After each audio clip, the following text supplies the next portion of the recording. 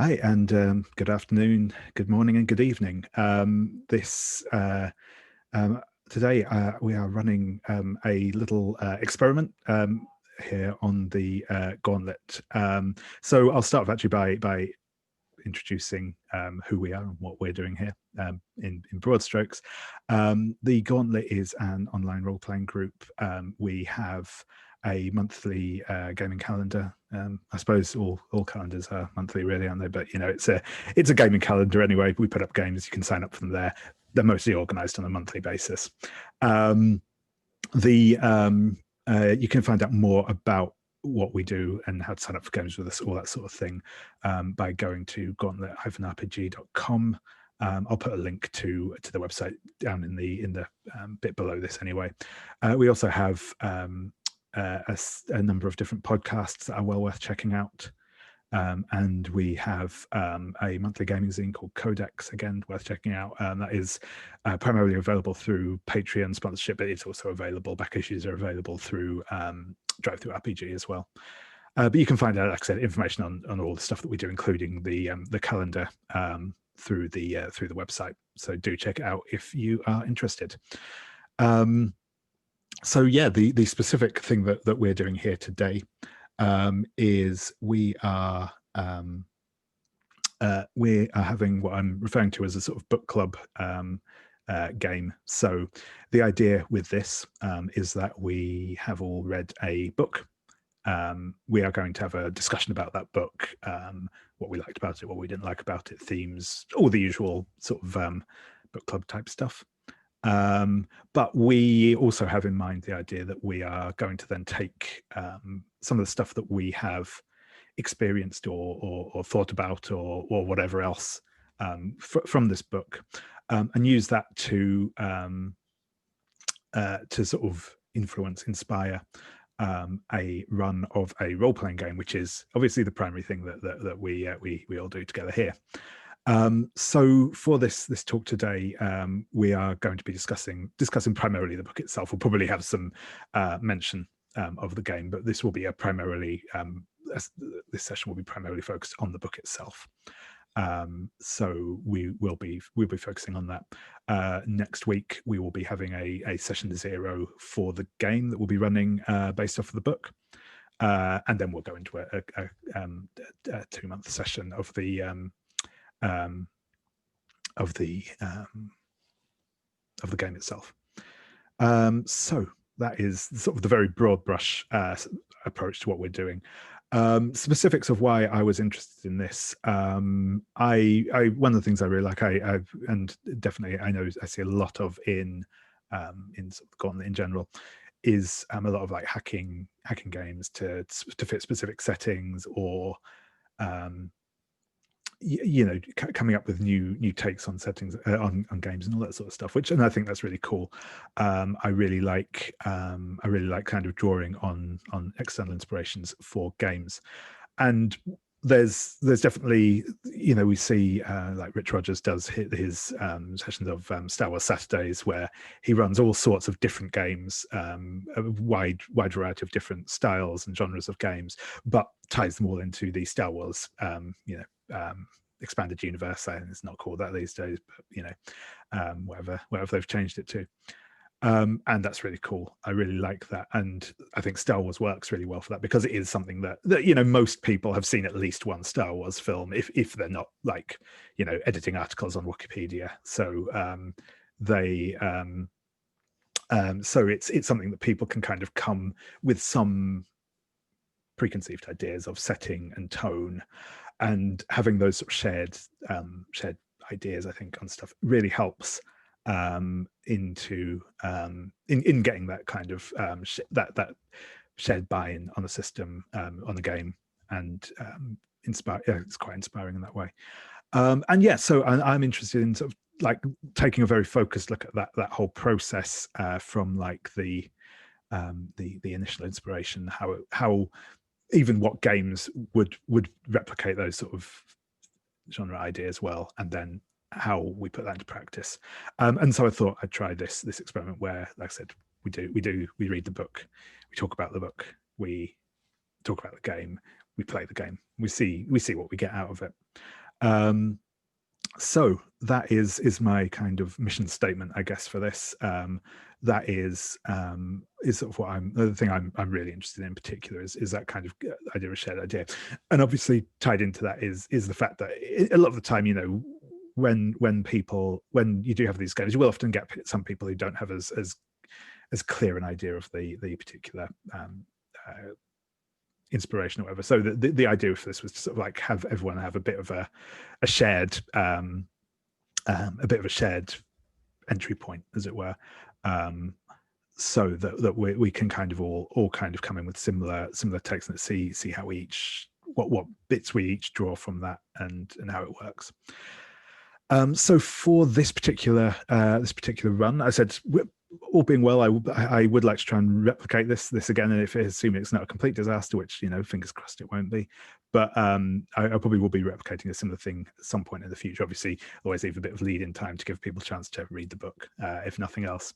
And I haven't decided what that will be on yet. But for this first one, I have chosen a book by TJ Klune called Wolfsong. So Wolfsong is a kind of contemporary supernatural novel. It's a romance novel.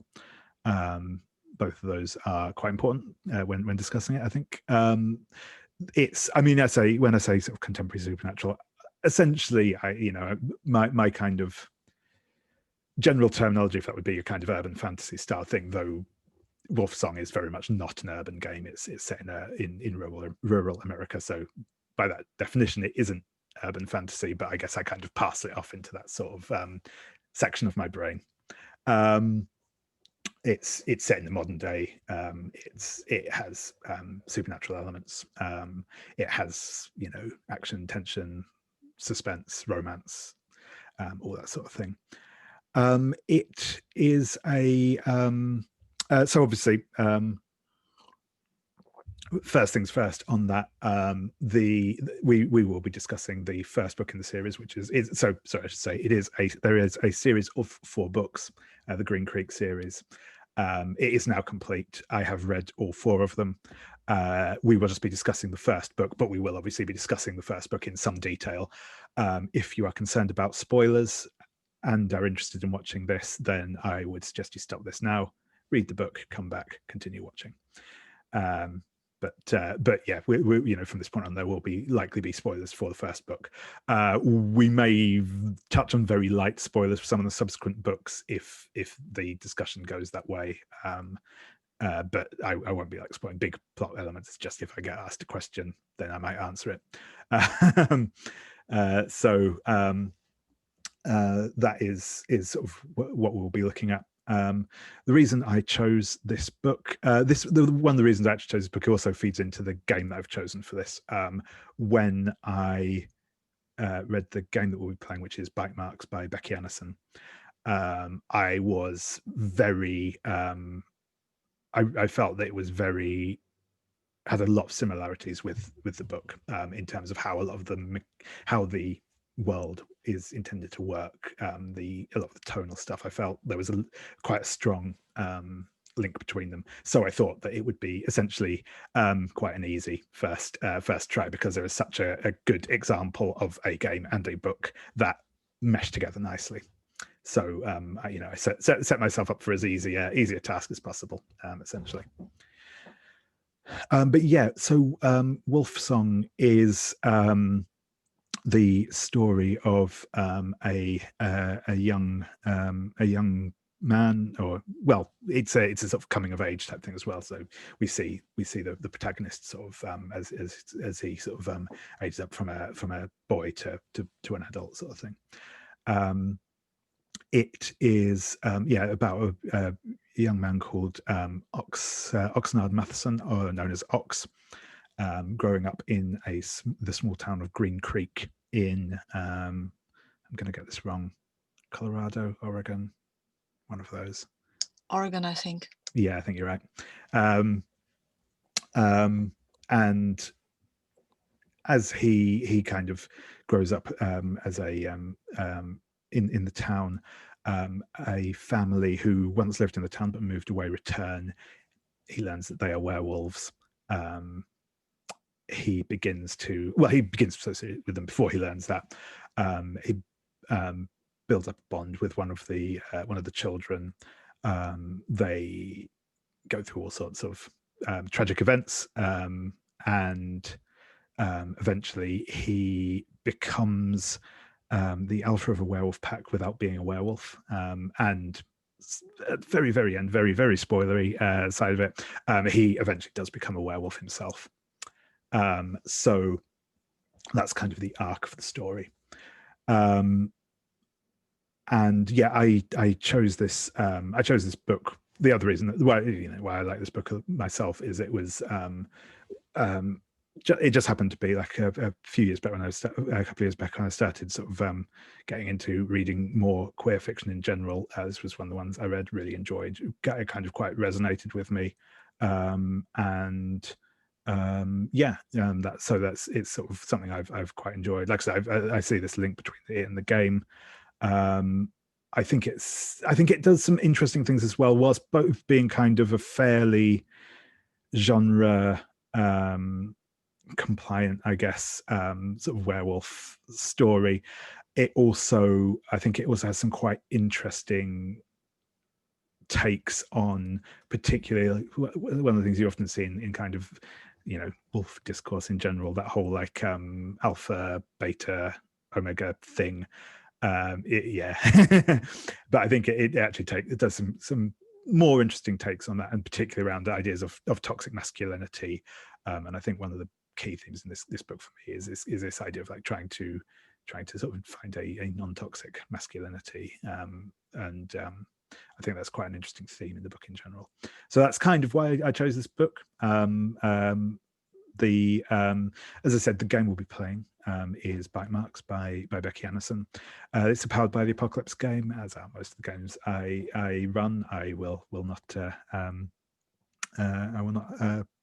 try and hide that. It's a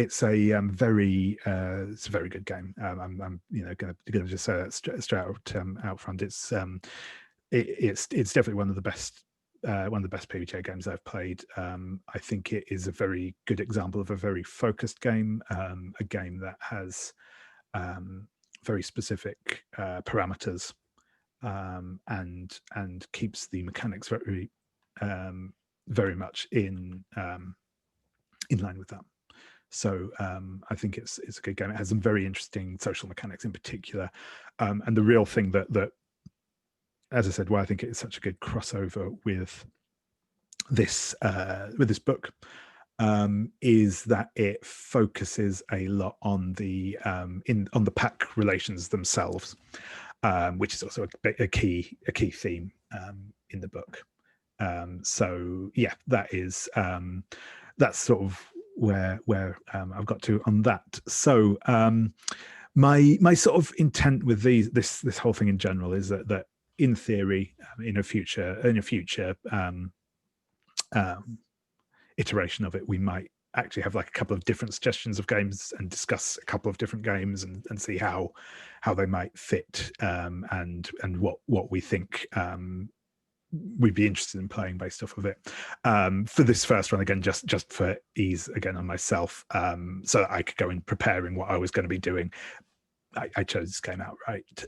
But that is something I might be interested in the future one, is like seeing if we could actually like discuss and see which games we think would be a good fit, and pick it up a bit more on the fly. But we'll for this one, I thought I'd pick the game in advance.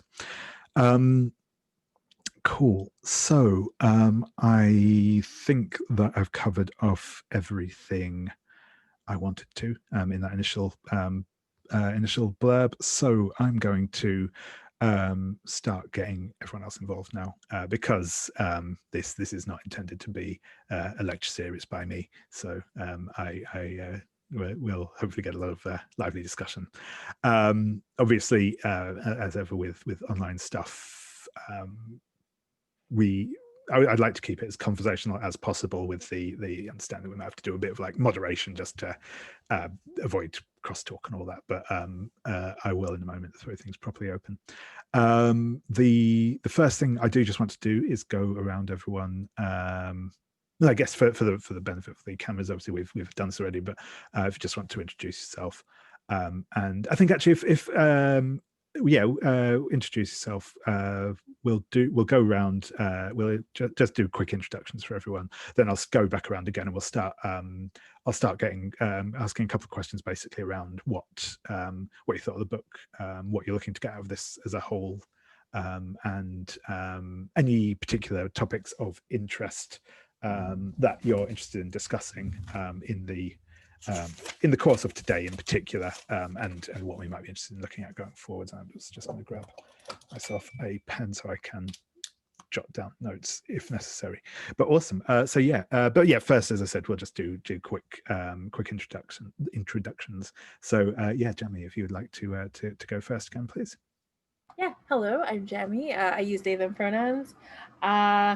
And I think a quick thing is I never actually got to play a werewolf before Bite Marks because I never found an RPG where it was really interesting enough. I think the closest was like World of Darkness, and I wasn't too drawn to that game in particular. But yeah, that's me.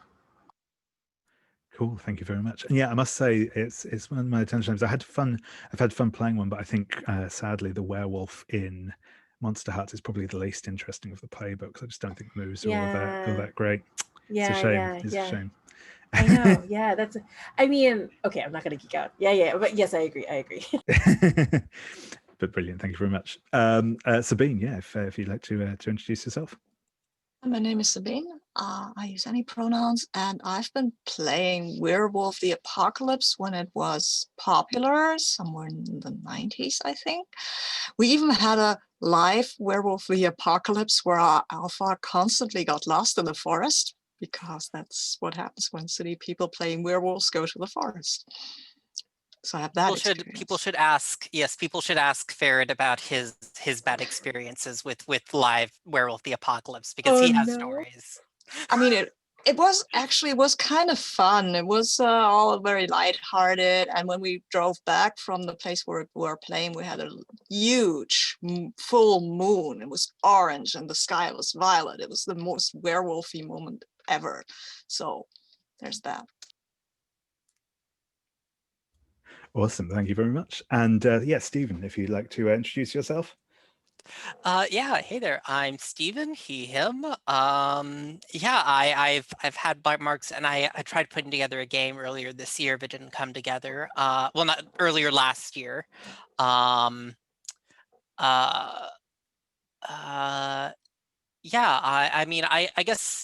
guess David, you hit on some of this, what I thought was kind of the nicer point for me from the way this handles masculinity. But I am kind of also interested in maybe using this book as a jumping point for tropes we want to avoid in werewolf fiction, because I feel like there's still a lot in this book where I kind of am like, well, this is all kind of stuff I'd rather not have. Yep, that is very fair. Awesome, thank you very much. Drew, if you'd like to introduce yourself. Hi, I'm Drew. I use he, him pronouns. I am the new guy, pretty much. I have not played very much PBTA at all. I've done one game of Hearts of Wulin, so I'm excited to experience that some more, and also never played a werewolf game, so that'll be fun. And looking forward to diving into this book with everybody. Brilliant. Yeah, thank you very much. I think this is definitely a. I think this is probably is a good intro PBTA game, because, as I said, it's quite focused. It very much knows what it wants to do and sets out to do it, and there isn't a whole lot of faff essentially. So hopefully this will be good, and we'll go through, obviously, once we start getting into it in full. We'll do a proper introduction to the rules and stuff. But no, that's brilliant. Thank you very much. Awesome. So yeah, I'm going to go back around again to Jamie. And yeah, I'm just going to ask you first. Yeah, so just like initial reaction to the book, something you liked, something you didn't like, anything really. It doesn't have to be anything in detail at the moment.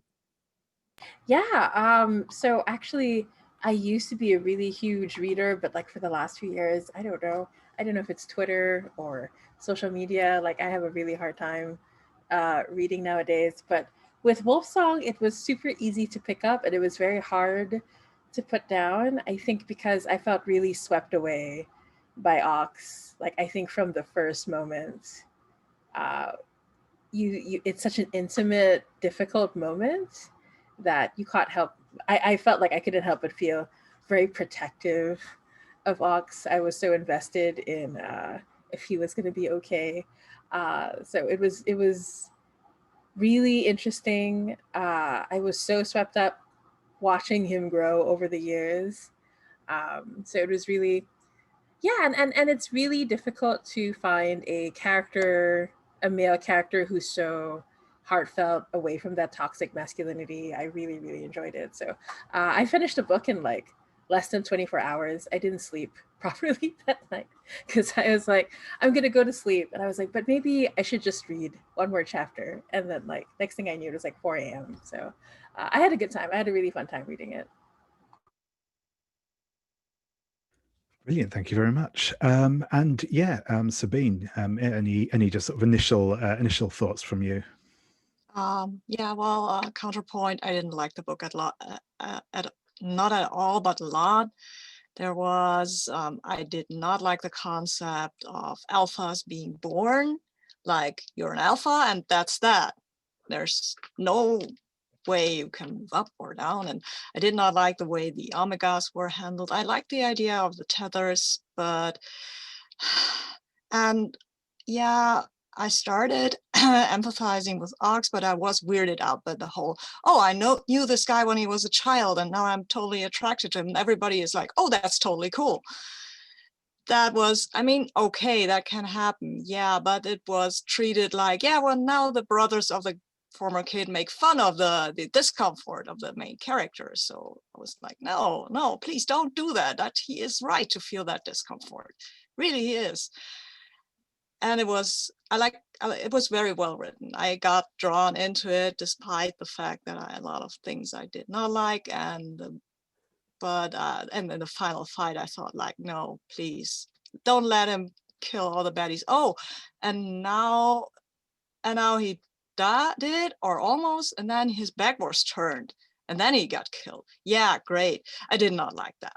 I thought that it's a book about so much about the pack and stuff like that. And then in the end, it's, hello, here's Mr. Toxic Masculinity going off alone, doing the thing and almost succeeding. And I was like, no, come on, the werewolves are supposed to be badass. And this one guy with his silver-plated crowbar, no. So that's what I took away from that. I'm sorry that I understand why you like it. It's and the sex scenes were really good. I mean, wow. I felt like there could have been more. That was my problem. I mean, that is kind of my issue. That like, if there are going to be sex scenes in a book, I'd rather it either be smuttier or less smutty. Like, yes, it's a kind of in exactly. between point where I was upset with. Well, same. I was like, it was just getting there, and then we stopped.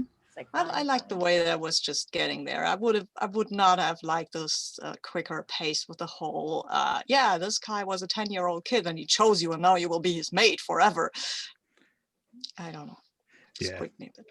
Yeah, no, that is absolutely fair. It's one. I think it is one of the most difficult bits. That particular that whole thing with the relationship in particular, I think is one of the most difficult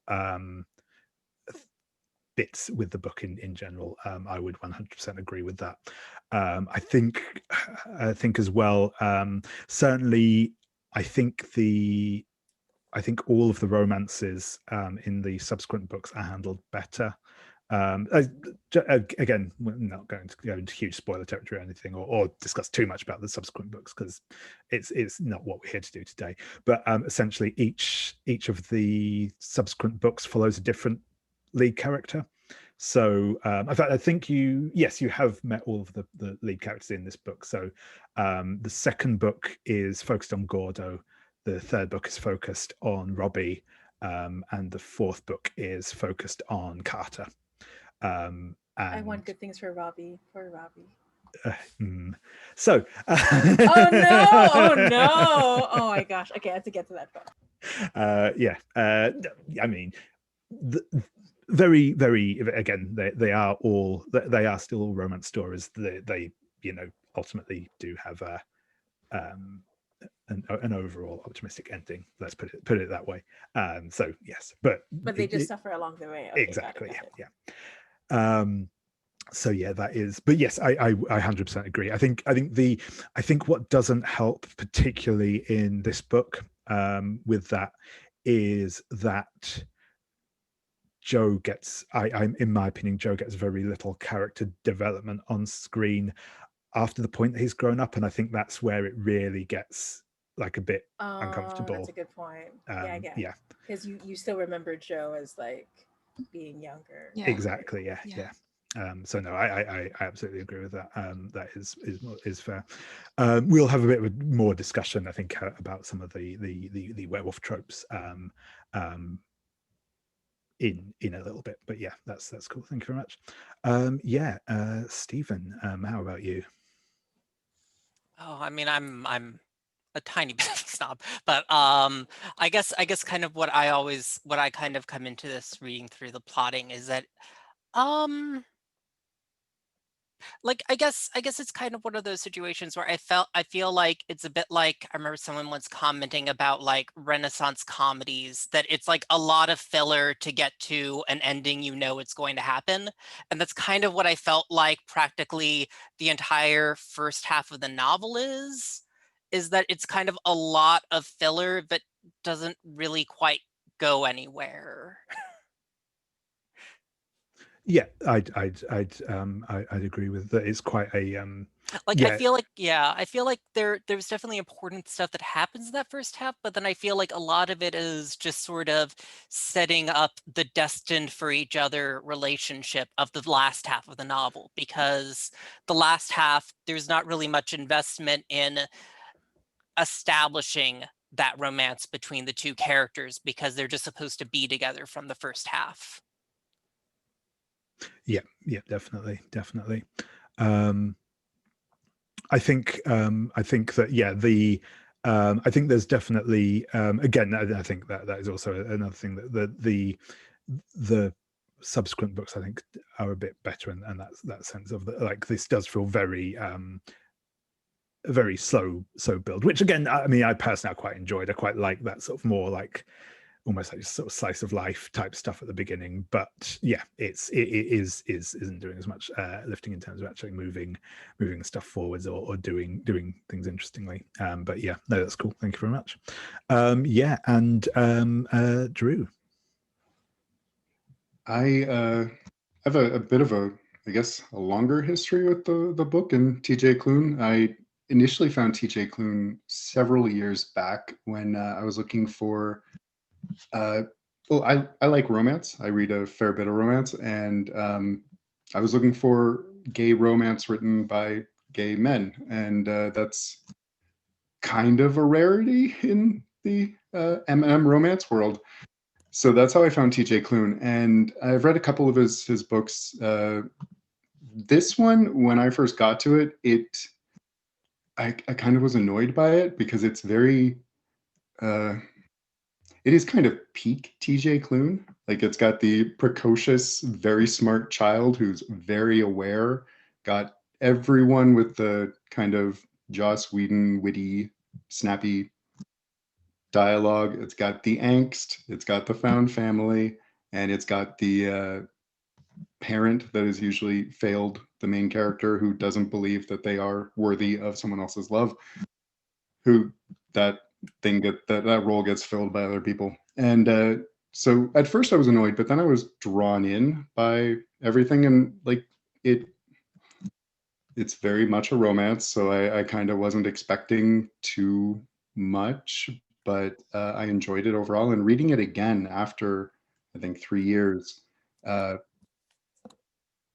it's good to see also how Clune has grown as an author since this to a couple degrees. He's kind of steered away from some of the more troublesome tropes that he likes, like the predestined to romance a child kind of thing, or well, when they're a child, and so that's nice. But I enjoyed reading it again. It was more fun than I remembered, and also longer than I remembered. It is very long for what it is, which is not a knock against it, just a surprise. Yeah, absolutely. Yeah, I've also read quite a few of TJ's other books as well. So yeah, no, I can I sort of yeah, definitely see that that sort of some of that stuff coming up as well. I think it's yeah, and it is interesting to see the sort of the similarities and the differences between the different sort of books that he has written, the different series he's written. And I think one of the things that I think is definitely, and I think I've definitely experienced again, like I said, having sort of gone through it again recently, and in fact, I've actually now like listened to the audiobook a couple of times within the last year, just once because I did a whole re-listen to all of them because I hadn't listened to them on audiobook before I went into the newest book that came out earlier end of last year.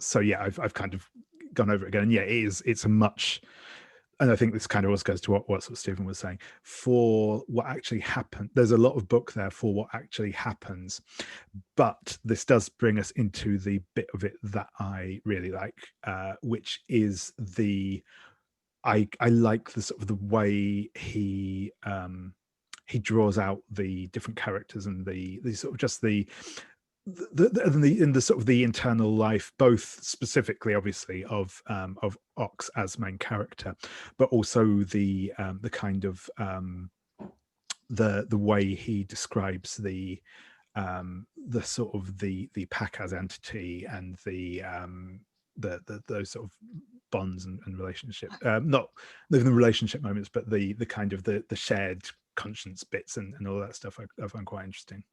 I had a bit of a problem with some of the secondary characters because there were people who had no characters. Basically, Chris was a brother, Tanner was a guy, and that is what we know about Tanner, right? He is a part of a pack and he's just a guy.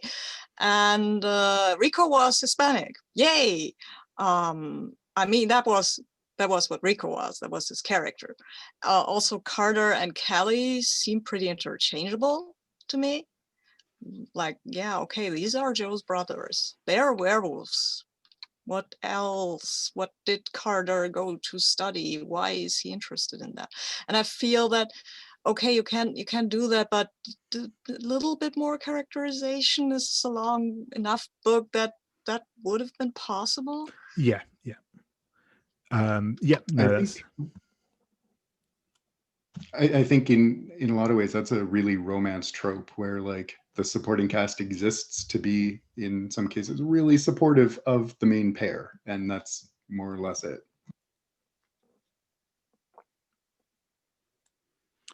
Yep, definitely. Again, they do. There is some of them do definitely get more exploration in some of the subsequent books, but like I said, I think certainly the guys at the garage always kind of are very in that very sort of tropey. Yeah, you know, they are. We see a lot more of them, particularly in the second book because it's focused on Gordo, and they're all Gordo's old school friends, so we see a bit more of them. But yeah, in terms of their actual character, yeah, they do remain very kind of.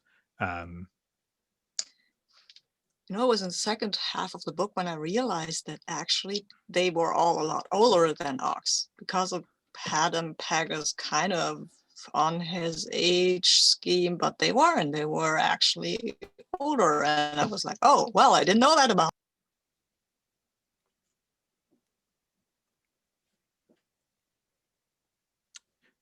Yeah, cool. Yeah, so I think the next question I wanted to ask people just in general, was the how I guess what people are interested in by like this sort of premise as a whole, this sort of the idea. So I'll just sort of which I know is a very open-ended question, but yeah. So Jamie, I'll start back around again with you if that's okay. Yeah, absolutely. So sorry, my brain fritzed a bit where the question is like any themes, or sorry, go ahead. Yeah, no, so more just like with this sort of like reading the book, taking elements from it to make into the game, the whole sort of scheme of it. What's kind of are you interested in like getting from or learning from that, or what yeah, do you have any sort of thoughts on that, I suppose, if that makes sense? When I was reading it, I was like, gosh, wouldn't it be cool if there was a way to have the 2 alpha situation? I thought that was so, I love the tension of that. Actually, like when I was reading it, I was sort of already, because I knew we were going to play bite marks, I was already taking it apart mechanically, and I thought it's just so bad that there isn't a way to like have a playbook that is a human that is in a pack. That is so interesting to me. And also the wizard, he's not called a wizard, is he called a wizard? I was so bad Called a witch. Witch, there you go. I remember he was upset about being called a wizard. Whoops. But I really like the idea of a playbook that is not like, but I know the whole point of bite marks is that it's family and it's pack and they're werewolves. But what I really loved about the book was I really liked when the Garage Boys became part of the pack. I thought that was super. I really enjoyed that. I really liked the telepathic nature. That was also really cool to me. Like when Ox was like, okay, I'm going to have to shut down what I'm thinking or feeling, because since I'm alpha, they're all connected to me. They're going to know. And I was like, wow, that's not, I haven't seen, like, I don't have a lot of experience in the tropes and genres of werewolf stuff, but it's not something I normally see, like this kind of like deep-seated connection. I was also really intrigued with how the mom like wouldn't come out of wolf mode because she was having a hard time processing her grief, and it was easier to stay as a wolf where like the emotions were simpler. And this is, I think that's something I'd like to bring into the game, like when we become wolves, like what changes in how we see things or how we process things. I also, I'm just going to go on and on. Anyone feel free to stop me at any point. But I also really liked the idea of how, I'm really bad with names. It's not the fault of the book. I even forget my friends' names once in a while. But the bad guy, when he went, like what he was trying to do was break the alpha aspect, right? And I thought that was such an interesting concept. Like it was very, I really liked how the other main character was really trying to learn how to love someone without being broken and possessive about it. I liked how the trauma wasn't something that was solved easily. I felt it was more realistic to me that it was several years, and I got the sense that even by the end of the book, it's still something he's going to have to process, which I thought was really cool. And so I'm not sure if I necessarily want the idea of like a character in our game is like going through that kind of trauma, but I just like the idea of like we are still processing ourselves as people and we have a long history together as a pack. I think would be super, super fun. So that's like off the top of my head. No, awesome. Thank you very much. Yes, Sabine. How about you? What is there anything you're sort of like interested in? Either taking from like specific, like sort of taking from these books and building on, or just this sort of the experience of like going through this like process in general. Well, I have to be honest, the thing I was most interested in was playing with you and Jamie, truth to be told, because I've never been a huge fan of werewolves, but I'm willing to give it a shot. I did not like the you're predestined to be alpha, and that's the only one to become alpha. And if you want to become alpha any other way, you're an outcast and evil and torture children. So don't. But I think Ox is proof that there's another way to become alpha that's more giving feel and though like loving. Yeah, but oh sorry. yeah, go ahead. Jemmy, you were talking. I didn't mean to interrupt you. No. That's all I had to say. Like I felt Ox was. I know there was that horrible bad guy mirror person who's supposed to mirror Ox, right? But I felt Ox was. I liked how Ox just became alpha without realizing it. I thought that was, and then all the other werewolves. It's very. I feel I could relate to Ox where he was just naturally wanting to take care of people, and then he was growing a power that he didn't realize, and other people were like, well, you're not allowed to have that power. Yeah, he was predestined to have that power, otherwise he wouldn't have had it. And that was one of the things that he didn't even work for it. And when Joe became alpha, he had to kill his father, basically. I was like, what is that? Why did they have to do it like that? He's predestined to be an alpha, and now he has to rip out his father's heart. Yay, okay, gross. But that was that's not the impression I got though. That's really interesting though. Like my impression of how he broke down the scene was it was a desperate moment and it was the fastest way to transfer. I mean, once again, I haven't read the other books, so I don't know. But it just felt like, oh, I have to. This is the only way because this guy is about to take it from me.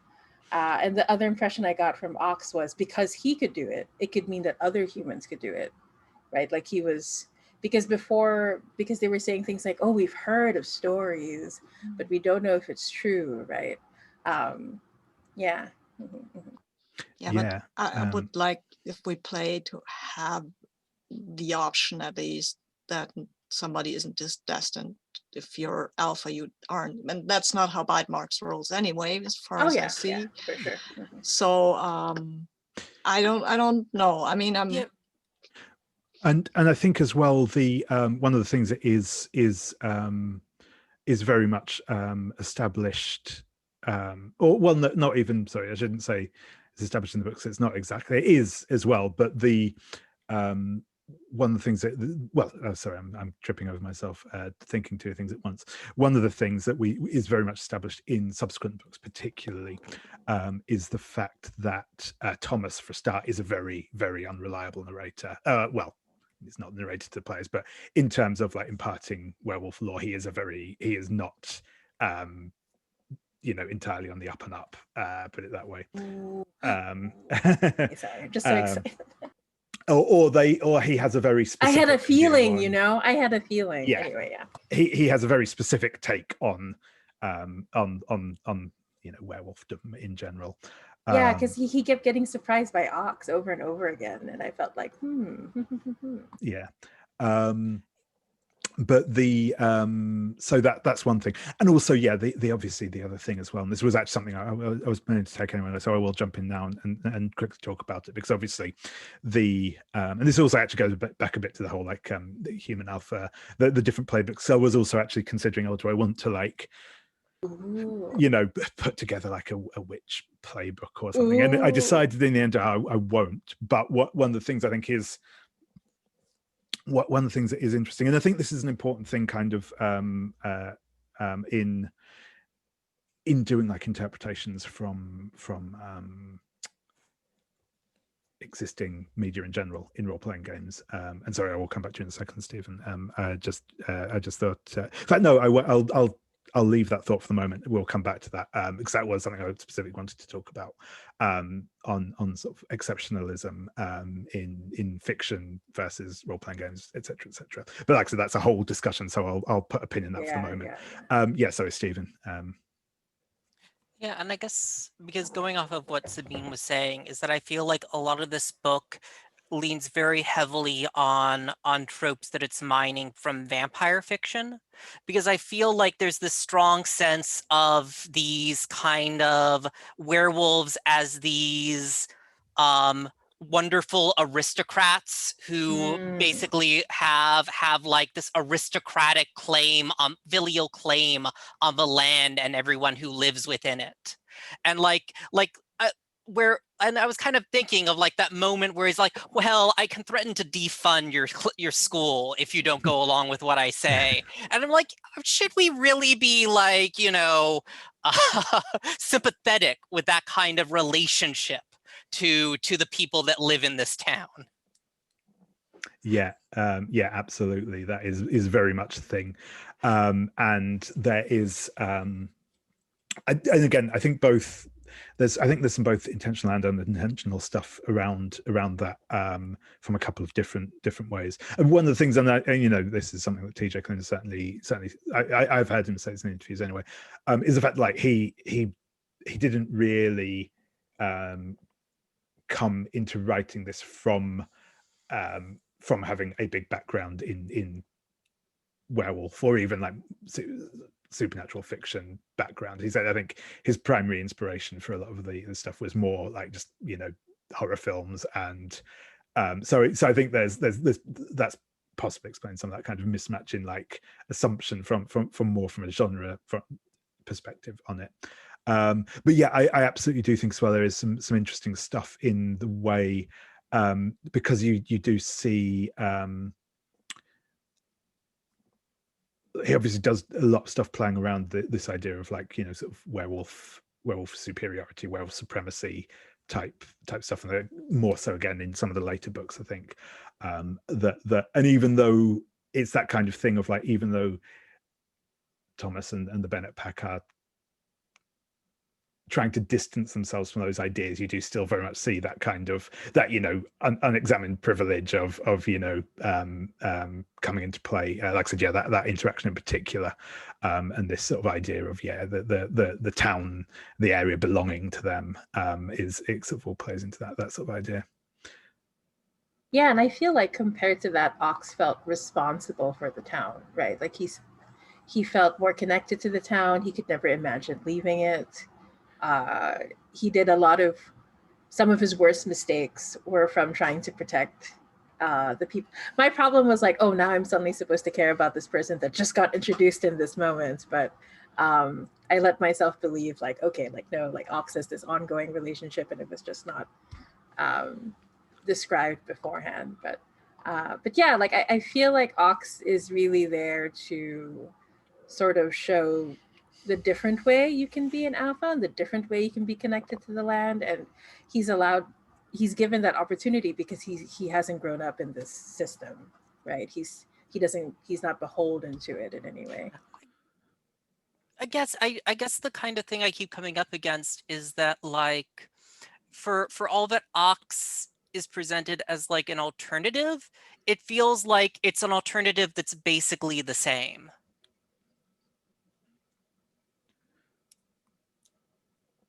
Because in the end, he still has this weird psychic ability to influence the rest of his pack that he has to use well, but it's still kind of Ox is just being kind of the responsible, like nobleman.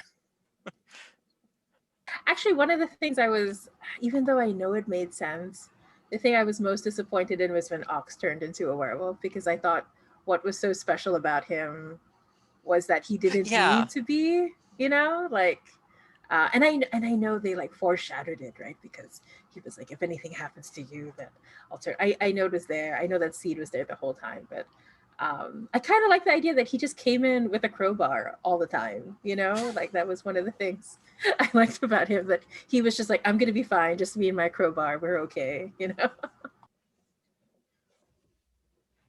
That was actually one thing. I was disappointed when at the first big fight, when Thomas is dying and he's telling Ox he's going to make Ox an alpha. I really would have liked it at that point if that was when Ox became a human alpha, and then we got to see how that played out with the rest of the pack. Right. I see. Yeah, that's a good point also.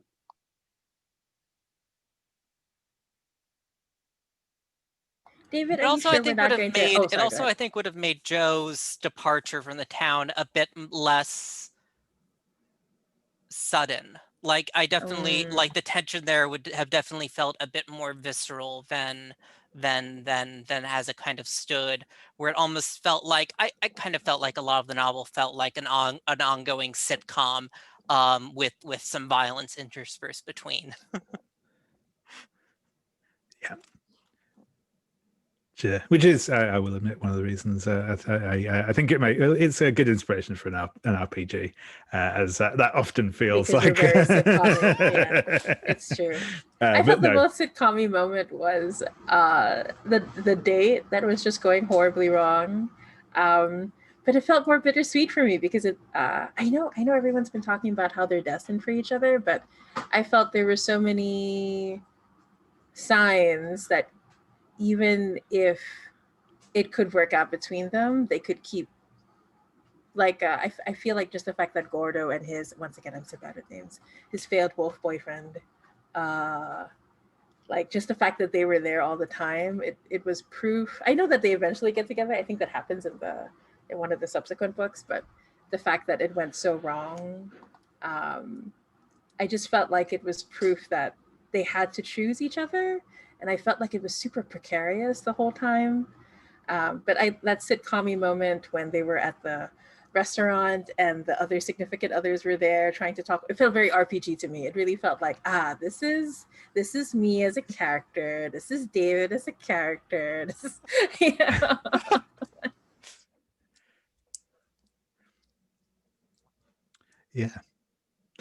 Yeah. Cool. So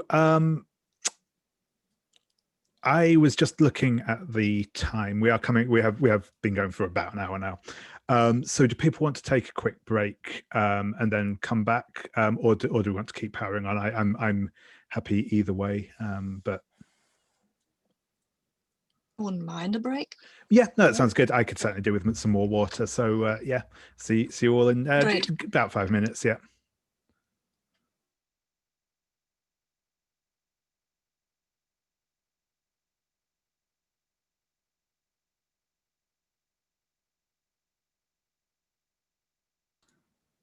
Should we have werewolves in snow? I just realized that that'd be fun. I mean, it's a classic. It's a classic, certainly. I think that is one of the opening play sets where you play a bunch of 19th century like bandit werewolves who have like gone like basically doing what the characters of Red Dead Redemption 2 are trying the entire game to do, which is like to escape out to somewhere on the frontier and set up a little enclave.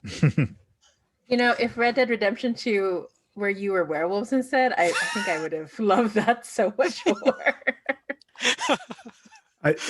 Funnily enough, actually, I think that is the I think the TJ Klune is actually working on some a cowboy werewolf story. Will be kind of tied into the Green Creek series, but obviously set in the past.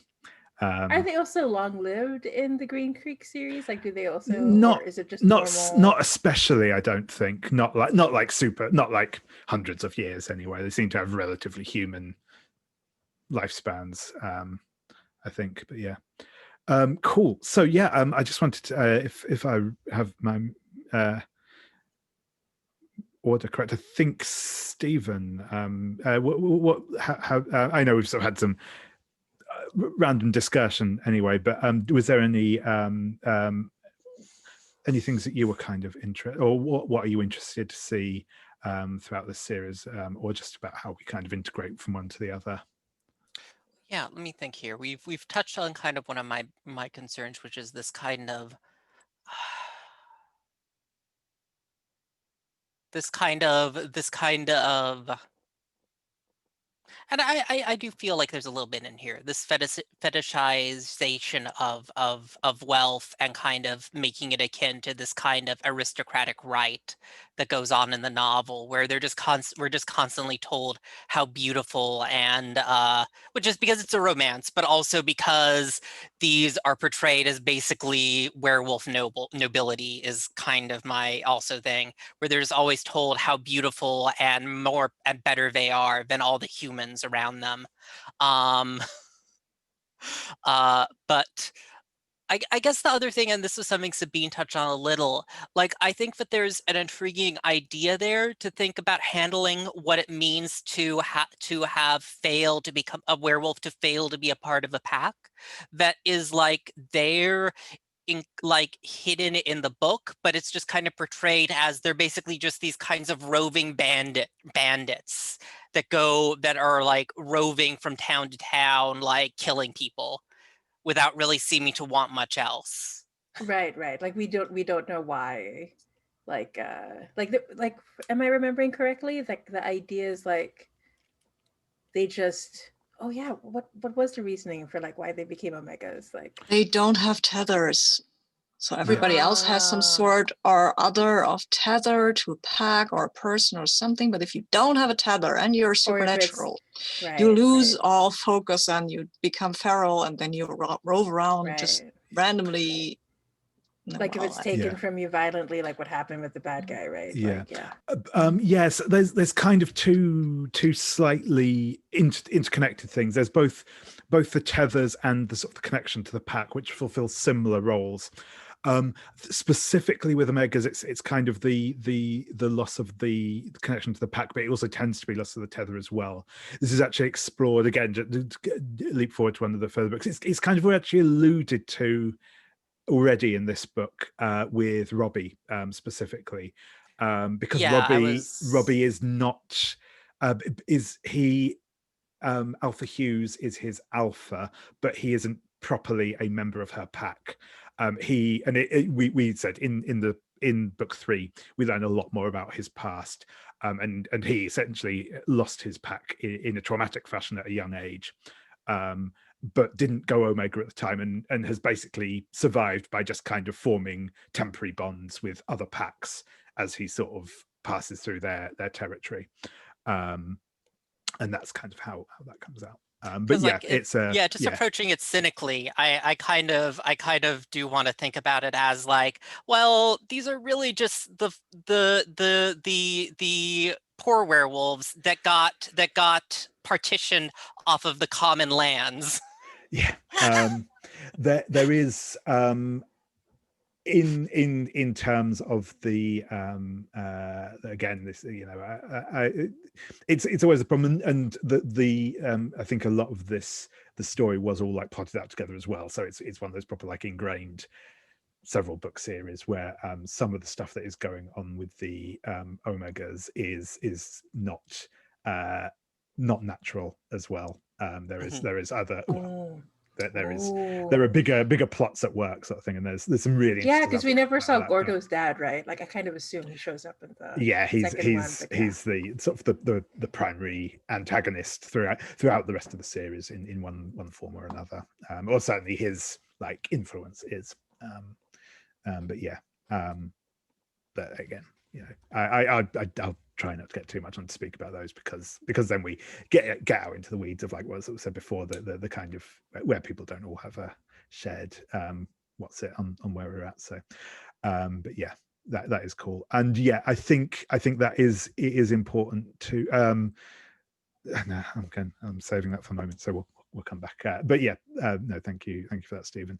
And Drew, how about you? Any sort of things that you are either interested in exploring, like from book to game, or just like out of this process of doing this whole like thing in general? Mostly like the RPGs that I have played in, and I've run more than I've played in, but what I have played, we all kind of come into it as new characters who don't know each other, and we build bonds as we go. And I'm really kind of interested in exploring the idea of characters who have those bonds pre-existing and seeing how the story changes those as we go. Yeah. And so that seems like fun. And also, yeah, just playing werewolves in a PBTA. It's something I haven't done yet. It'll be cool. Yeah, awesome. And yeah, that is something I think that the that Bite Marks is specifically set up to do. Essentially, there is this idea that you all have history, and you will explore that history together. So, you know, some people have less history with each other than others, depending on exactly which playbooks you bring in and all this sort of stuff. But yeah, in general, there is that there.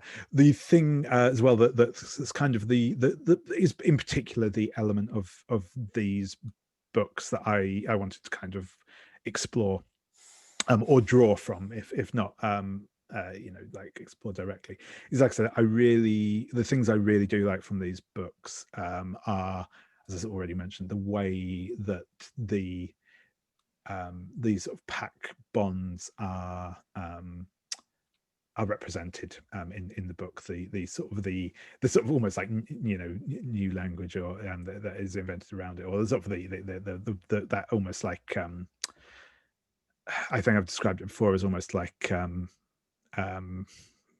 like sort of free verse type way that this sort of underlying pack dynamic is represented. I also really like the way that he uses the physicality of the wolves to kind of convey emotion and relationship and all that sort of thing, and the use of scent, the use of other senses essentially, as well, in like exploring the world, exploring character relationships and seeing how those sort of things go. I think those are kind of bits I'm really interested in, and seeing those come out in play. And I think that's a kind of one of the things I think is really nice. I also think this kind of fits quite nicely into how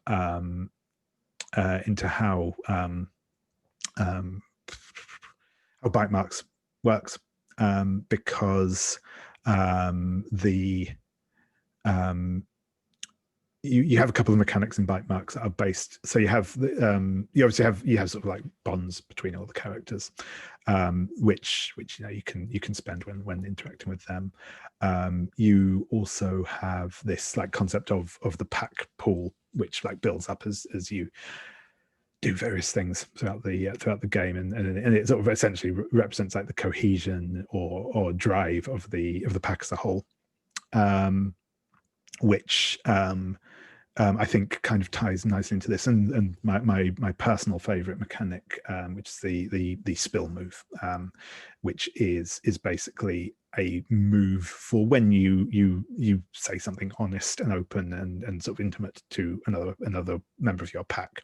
You get some which stuff. felt like it happened a lot in Wolfsong. Like I was like, oh, this is when they use a spill move. Yeah, no, exactly. And that idea as well of that provokes, with the fact that they can. It's difficult to always hide your emotion from each other, and it's, and not even just that it's difficult, obviously, that we see particularly in terms of the kind of the born werewolves and the Bennets in the book, is not only the fact that it is more difficult for them to hide from each other how they feel, but the fact that they don't try to, and that's kind of a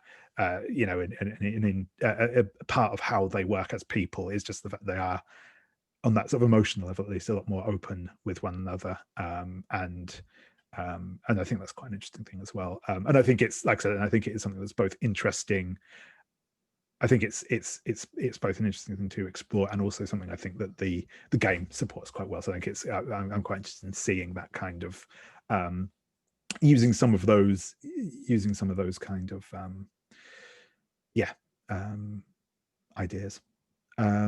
Cool. So one of the things I will just quickly touch on, because I almost did on like 3 different occasions through that conversation we've just had, which is obviously the idea of adapting like setting from fiction, and how to use that, because I think one of the things that's really quite difficult may not be the right word, but the issue I think you find sometimes, and again I'm going to go dip back into the Star Wars well here, is obviously Star Wars is a setting that has seen a number of like official licensed released RPGs in its time. I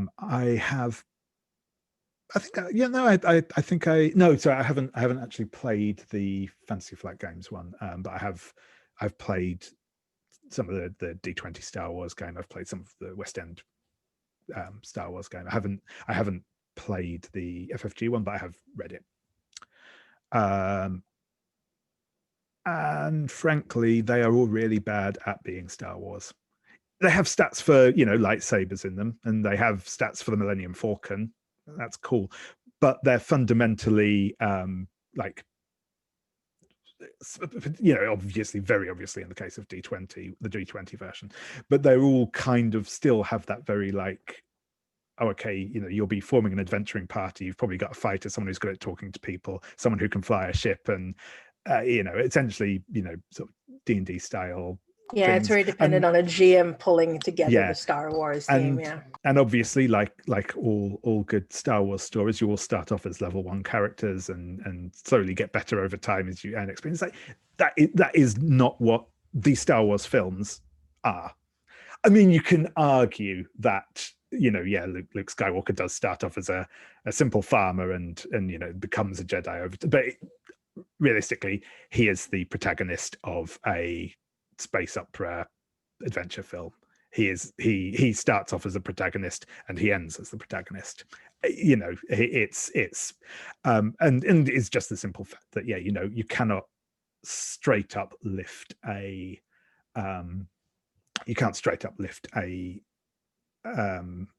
work of fiction and make it an RPG and necessarily expect to get the same thing out of it. What's cool and what I like about the approach that Rich does, again, as I mentioned before, is the fact that he takes games that do a specific thing and finds a way that specific thing can be framed within the scheme of the Star Wars universe, but you're still not playing Luke Skywalker taking down the Death Star. You're doing something else in that world. And that's a much nicer fit than when you sort of go in expecting, this is going to be a game about being Luke Skywalker, and it's like, well, no, it isn't, because that's not how the game works.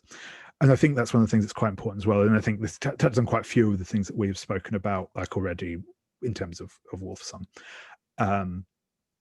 is the fact that the Bennett pack are not typical. They are they are this storied and important family. They are not representative necessarily of all werewolf packs, and this is in the canon of the story. This is true sort of thing. They are both, their position is different and also their views are different to many other werewolf packs. Ox is again, certainly from the perspective of what we're told, Ox is an exception to the rules here. This is not something that people expect to happen.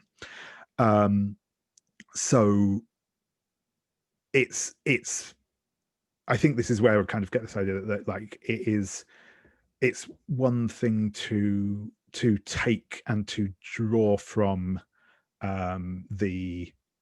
what we have learnt, as it were, about the world from this book, and take bits and work with them, but also to kind of understand that obviously everything, we've got, again, unreliable narrators. Everything that we are told in this book isn't necessarily true in the canon of the book itself, and also doesn't have to be true for the game that we're playing with it. Right, we're ultimately looking to have a game that we can all enjoy and have a good time with, and that will mean almost certainly ditching some of the stuff that it might be interesting in a piece of fiction, but probably isn't as interesting to roleplay with. I mean, there is certainly arguments to be made about whether the whole idea of of destined romance and stuff is interesting within the romance genre.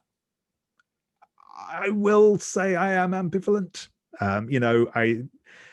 Sometimes it doesn't work. Sometimes it works despite itself. Maybe it is perhaps a less charitable way of putting it, but that is very much something that's open there. What I will say is that in terms of an RPG, it's probably not that interesting. It's like we don't care who is, or we might care, but we don't. I wouldn't be interested in writing down. Okay, but by the end of this, by the end of this game, character X will have fallen in love with character Y, and it will be great. That's something I want to like learn as we go, and that's Yeah, just one actually, example. It's like, sorry, go ahead. oh no, I was just gonna say, like, actually, I feel like it works better in RPGs rather than a book because, and this is coming from playing Hearts of Wooland and Academy of the Blade, where, as a GM in Hearts of Wooland, I've had like a PC who's like destined to be with someone else, and in Academy of the Blade as a PC, I sort of already established my character has a relationship with someone, and there's this kind of destined feel to it. But the dice and the moves make it really, and the entanglements make it super easy for it to feel very fragile and very interesting. So I feel like it's more interesting in an RPG. So, but I think it also depends on the system. I'm not sure because Hearts of Wooland is so entanglement focused and so romance focused. I'm not sure if it's going to work well in bite marks necessarily, but I just wanted to argue that it could be interesting. Yeah, I think that's very fair. And I think that is very fair. But yeah, that was just one of the things that I had been thinking about in general. So that's I think something just to sort of bear in mind as will become more relevant next week once we actually sort of get into the grist of checking out the actual setup of the game itself. Oh, sorry. No, that was all. I just wanted to ask Stephen a question of because I know Stephen was not happy with the whole noble, I'm better than the rest of you in this little town kind of. So Stephen, would you be interested in our pack being do you want there to be an aristocracy that we fuck up in some way, or do you want that to not be in the game at all? What would you be more interested in? I guess kind of what I was sort of a little bit hesitant about was the way that the game sort of, I mean, not the game, the book sort of seems to embrace the idea of werewolves as kind of fulfilling this role of nobility for the town. It's more that I'm not if that is a thing, I'd rather it be something that's put pressure on and not treated as kind of this it's affirmed by the land itself. In the book. Okay. Right. I'd rather if it's there to not just be this affirmed as a natural as the natural state order of the world. Got it. Yeah, that is very very fair. And again, on that whole exceptionalism talk, that is another thing. Is that this is there, and again, I think even in this first book, it is alluded to, if not outright stated, the fact that there is something unusual about this particular place. It's never fully fleshed out in scope of the series exactly what that is. It remains a bit of a mystery, but it is that becomes more of a thing. But yeah, no, absolutely, I think that is very fair. And again, just to tie it back into bite marks itself, there are some assumptions based in the setup for bite marks that aren't aren't intrinsic, I suppose, to the game, but are kind of in its default assumptions. There is the idea that you obviously do form a community within another community, probably secret from it, and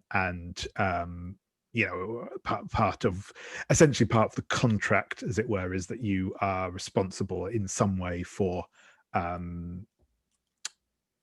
guardianship of an area, or for conservatorship of an area. But like I said, yeah, not that you're not necessarily bound to anyone other than yourself. One of the big things within bite marks is the idea of traditions governing your pack. which you get to sort of flesh out yourself, and that is obviously that's more what we'll be looking at next time. But yeah, we can absolutely, I think that play about something within that that thing of making it much less about what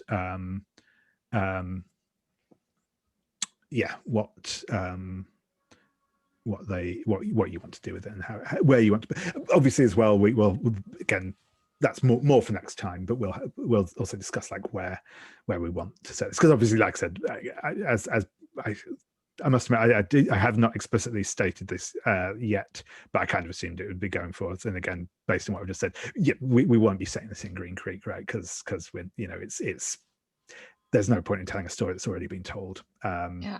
It's I also, sorry, David, I didn't mean to jump on you. No, go ahead.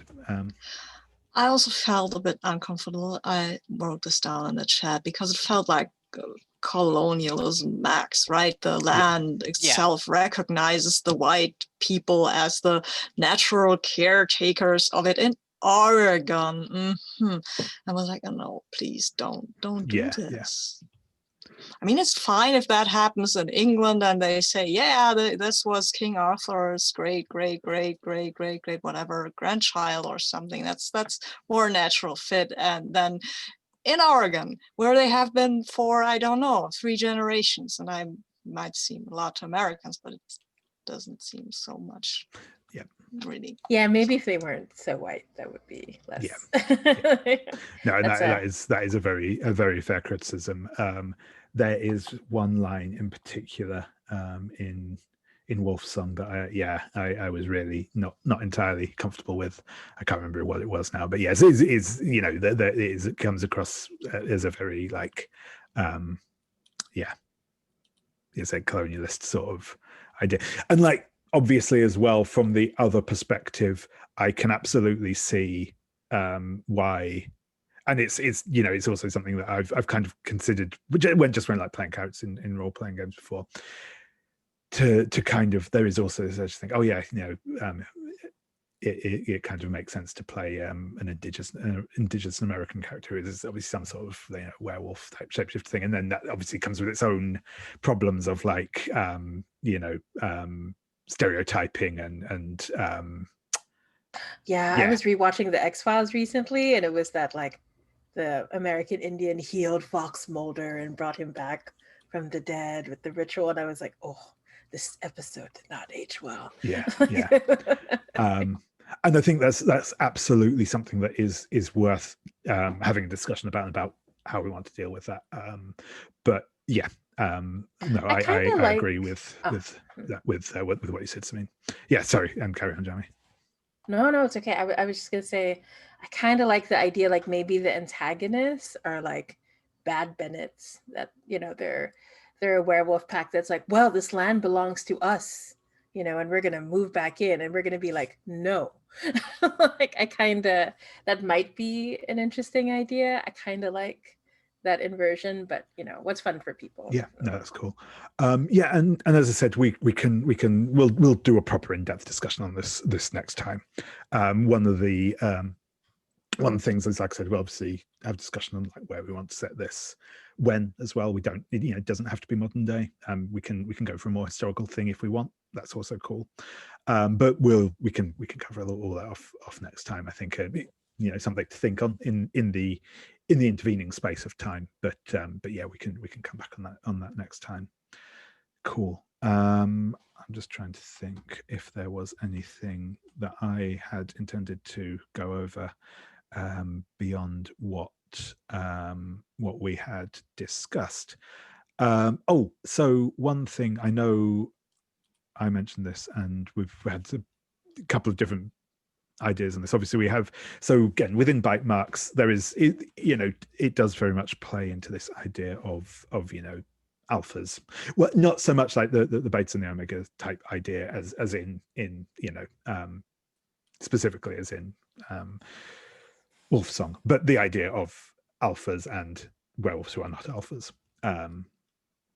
We obviously, as we discussed, we can play a bit more. We don't have to play up the idea of it being a kind of a destined bloodline thing.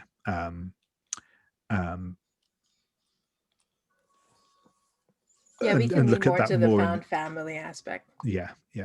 But one of the things that I think, as I sort of mentioned at the outset, and I think Jamie mentioned as well, but what I did like is the way that, because obviously there's the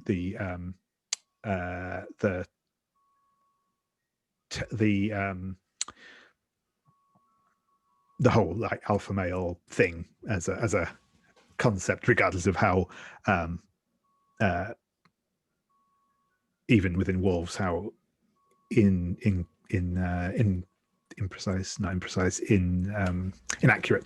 it is. Bite marks obviously as well does still play into some of those sort of tropes, the idea of like domination, having an alpha, all that sort of thing. And I think that is obviously something we'll still encounter. But I do like as I said, I like the way that in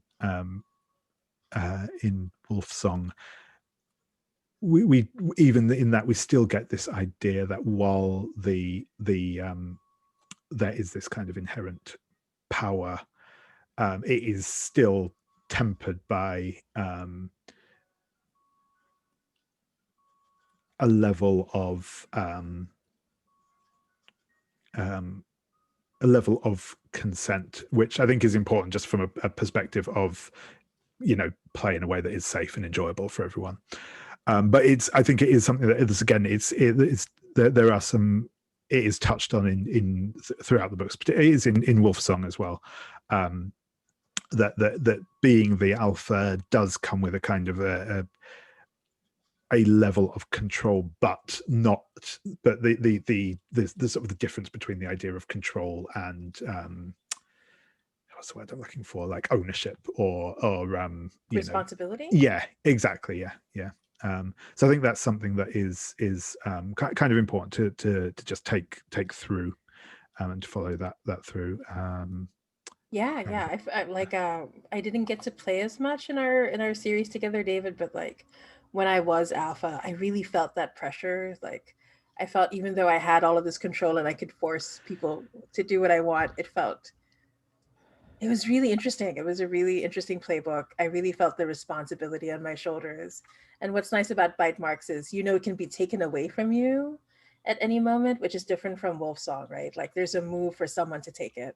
And I was always super conscious of the idea that anyone could try to go for it at any time, which I thought added to the experience. It was really good. Yeah, cool. I think I kind of had a point that I was going to go to there, but I think I lost it. But that was, anyway, something I wanted to talk about briefly. Yeah, I guess just did anyone else have anything they wanted to ask, declaim, otherwise talk about with regards, again, particularly so on the book itself, or kind of going from book to game. We'll obviously, like I said, next time we'll be doing our proper session 0. But yeah, did anyone else have anything they wanted to bring up, or that they feel like they wanted to talk about but haven't yet?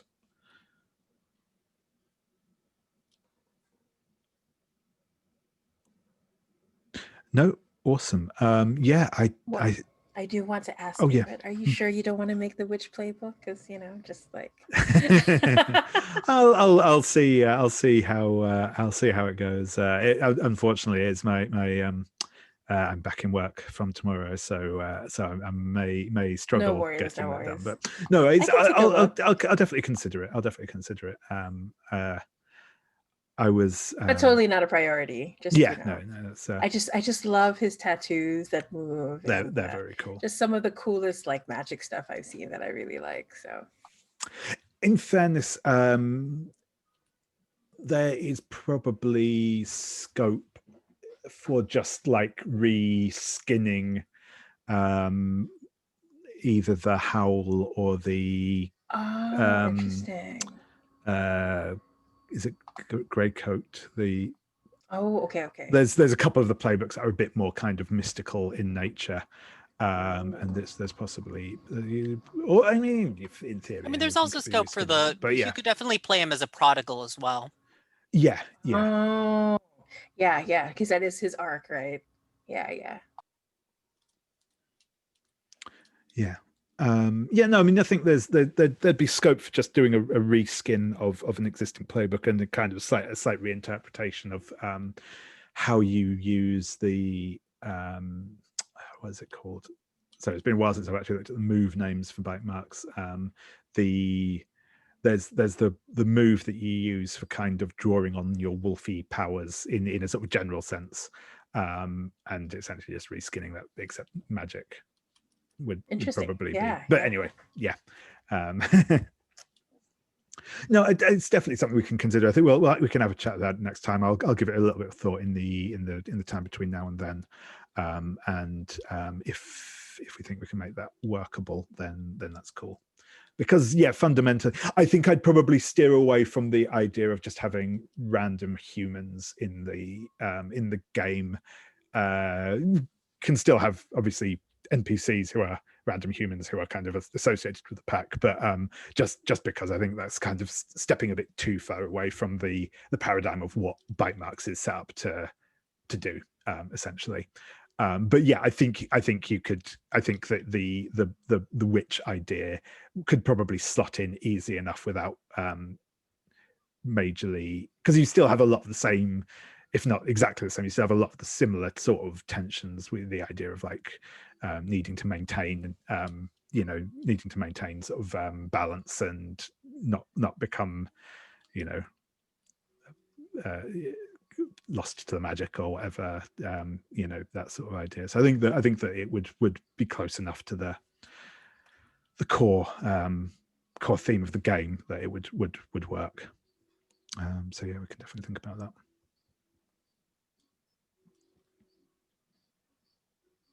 Cool.